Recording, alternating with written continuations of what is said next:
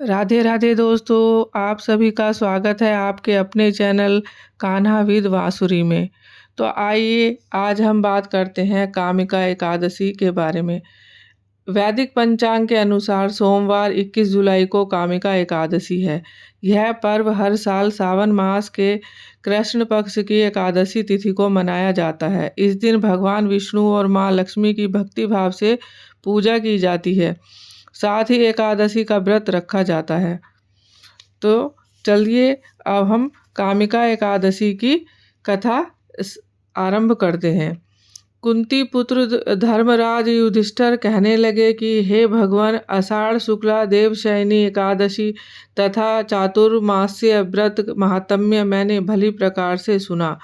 अब कृपा करके श्रावण कृष्ण एकादशी का क्या नाम है, सो आप विस्तार पूर्वक कहिए। श्री कृष्ण भगवान कहने लगे कि हे युधिष्ठिर, इस एकादशी की कथा को एक समय ब्रह्मा जी ने नारद जी से कहा था, वही मैं तुमसे कहता हूँ। नारद जी ने ब्रह्मा जी से पूछा था, हे पितामह, श्रावण मास के कृष्ण पक्ष की एकादशी की कथा सुनने की मेरी इच्छा है। उसका क्या नाम है, क्या विधि है और उसका क्या महात्म्य क्या है, सो आप कृपा करके मुझे कहिए। नारद जी के ये वचन सुनकर ब्रह्मा जी ने कहा कि हे नारद, सब लोगों के हित के लिए तुमने यह बहुत सुंदर प्रश्न किया है। श्रावण मास के कृष्ण पक्ष की एकादशी का नाम है कामिका। उसके सुनने मात्र से वाजपेयी यज्ञ का फल मिलता है। इस दिन शंख चक्र गदाधारी विष्णु भगवान पूजन होता है, जिनका नाम श्रीधर, हरि, विष्णु, माधव और मधुसूदन है। उनकी पूजा करने से जो फल होता है सो सुनो। जो फल गंगा, काशी, नैमिषारण्य और पुष्कर स्नान का नहीं होता, वह विष्णु भगवान के पूजन से मिलता है।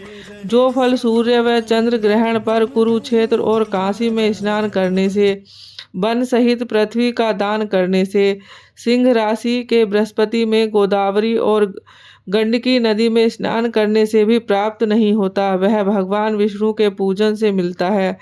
जो मनुष्य श्रावण में भगवान का पूजन करते हैं, उनसे देवता, गंधर्व और सूर्य आदि सब पूजित हो जाते हैं। अतः पापों से डरने वाले मनुष्यों को कामिका एकादशी का व्रत और विष्णु भगवान का पूजन अवश्य में करना चाहिए। पाप रूपी कीचड़ में फंसे हुए और संसार रूपी समुद्र में डूबे हुए मनुष्यों को कामिका एकादशी का व्रत और विष्णु भगवान का पूजन अवश्यमेव करना चाहिए। इससे बढ़कर पापों के नाश का कोई और उपाय नहीं है। हे नारद, स्वयं भगवान ने यही कहा है कि कामिका व्रत से जीव कुयोनि को प्राप्त नहीं होता है। जो मनुष्य इस एकादशी को भक्ति पूर्वक तुलसी दल भगवान को अर्पण करते हैं, वे इस संसार में पापों से दूर ही रहते हैं। श्री विष्णु भगवान रत्न, मोती, मणि तथा आभूषण आदि से इतने प्रसन्न नहीं होते जितने तुलसी दल से। तुलसी दल पूजन का फल 4 भाग चांदी और 1 भार स्वर्ण के दान के बराबर है। हे नारद, मैं स्वयं भगवान की अति प्रिय तुलसी को सदैव नमस्कार करता हूँ। तुलसी के वृक्ष को सींचन से मनुष्य की सब यातनाएं नष्ट हो जाती हैं। दर्शन मात्र से सब पाप नष्ट हो जाते हैं और स्पर्श से मनुष्य पवित्र हो जाता है। कामिका एकादशी की रात्रि को दीपदान तथा जागरण के फल का महात्म्य चित्रगुप्त भी नहीं कर सकते। जो इस एकादशी की रात्रि को भगवान के मंदिर में दीपक जलाते हैं, उनके पितर स्वर्गलोक में अमृत पान करते हैं, तथा जो घी या तेल का दीपक जलाते हैं, वो 100 करोड़ दीपकों से प्रकाशित होकर सूर्यलोक को जाते हैं। ब्रह्मा जी कहते हैं कि हे नारद, ब्रह्म हत्या तथा भ्रूण हत्या आदि को नष्ट करने वाली इस कामिका एकादशी का व्रत मनुष्य को यत्न के साथ करना चाहिए। कामिका एकादशी के व्रत के महात्म्य को श्रद्धा से पढ़ने या सुनने वाला मनुष्य सब पापों से छूटकर विष्णु लोक को जाता है। इस प्रकार एकादशी महात्म्य का 17वां अध्याय समाप्त हुआ।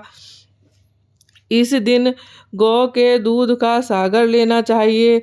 दूध व दूध से बने हुए पदार्थ, मिठाई तथा दही, आलू आदि ले सकते हैं। ओम नमो भगवते वासुदेवाय नमः। ओम नमो भगवते वासुदेवाय नमः।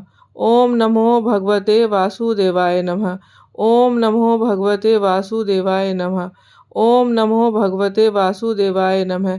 दोस्तों, अगर आपको मेरी ये कहानी अच्छी लगी है तो चैनल को सब्सक्राइब करना और वीडियो को लाइक करना बिल्कुल ना भूलें,